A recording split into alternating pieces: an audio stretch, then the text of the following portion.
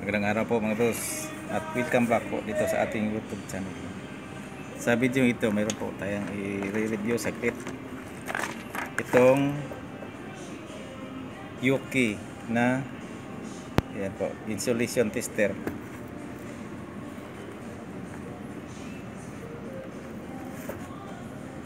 Yung supplier po dito sa atin sa lugar ay dito po tayo nagkuha sa po Electric Solutions Incorporated, number 1 Montebello Road, Barangay Apa, Cebu City. Yan po yung telephone number. Yan, isang sticker na ka-attach dyan.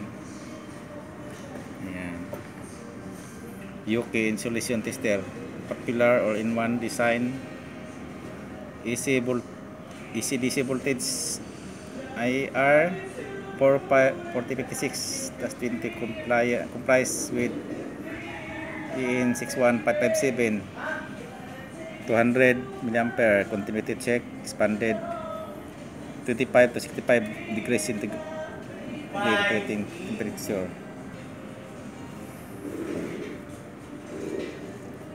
Yan po, mayroon po siya nakasulat na cut number 3 600 volts, drop proof, made in Japan. Ayan.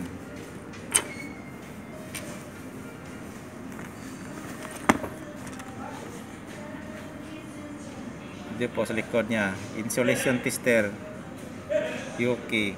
Yan. Yan po yung kanyang mga kasulat yan. Hindi ko na lang sasabihin kasi nakikita naman dito sa camera. Yan. Tapos pabuksan natin, kita natin yung pinaka unit po niya. Saklit lang po. Ito na po yung pinaka unit po niya. Yan po, kape po siya. Lagyan ko lang ng tape ito kasi meron kong tinatakpan. Yan. Yan po, meron po siyang mga instruction dyan.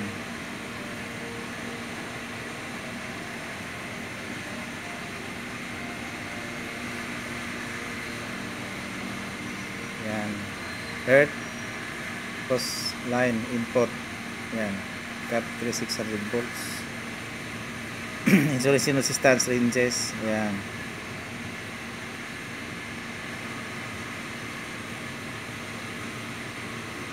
Tapos bubuksan po natin.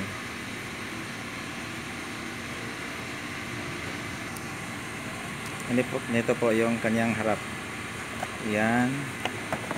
Tapos flip lang dito, ganyan.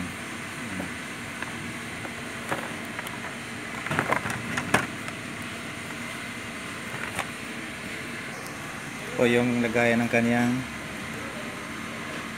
may nakasulat yan. Insert the plug to its end and have a full check up before use. Yan. Yan po, may yung lagayan po, yung isa yung ground po yung naglagay sa earth, saka yung line. Yan po, may dalawang saksakan dyan. Tapos po, meron siyang display 500 to 1000 volts release. Yan, light, serum adjustment. Yan po, IR 4056 insulation tester. Yan po, lock. Tapos pag measure, ganyan, switch po siya, ganyan.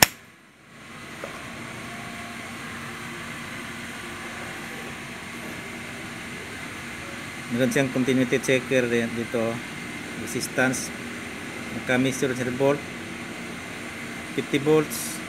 Meron siyang voltage measurement, 50 volts, 135 to 250.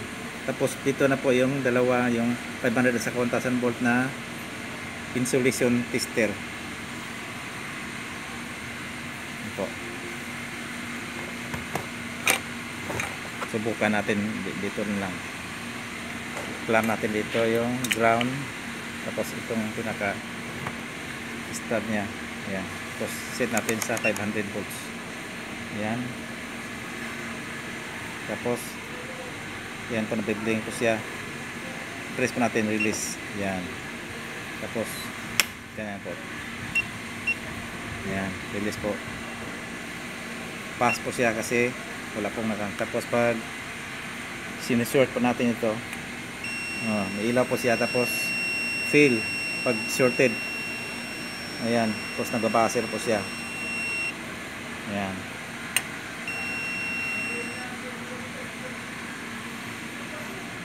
$500 volts po yung in-inject po natin.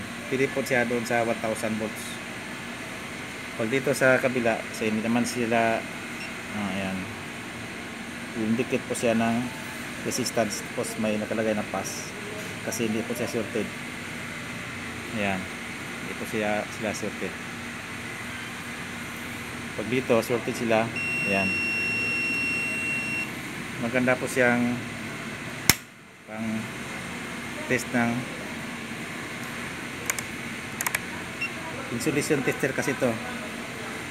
Test ng winding ng motors, wiring na, yung mga wiring na grounded, shorted or mga ganyan. Ganda po siya pang test dyan. Ito po yung, lalo na sa mga electric motors, yan po yung talagang gamit nito, yung insulation tester sa mga windings. Nakita yung kanyang insulation kung gaano katibay. Ito lang po yung masishare ko sa inyo mga boss ngayon, at maraming salamat po sa pagsubaybay dito sa ating channel.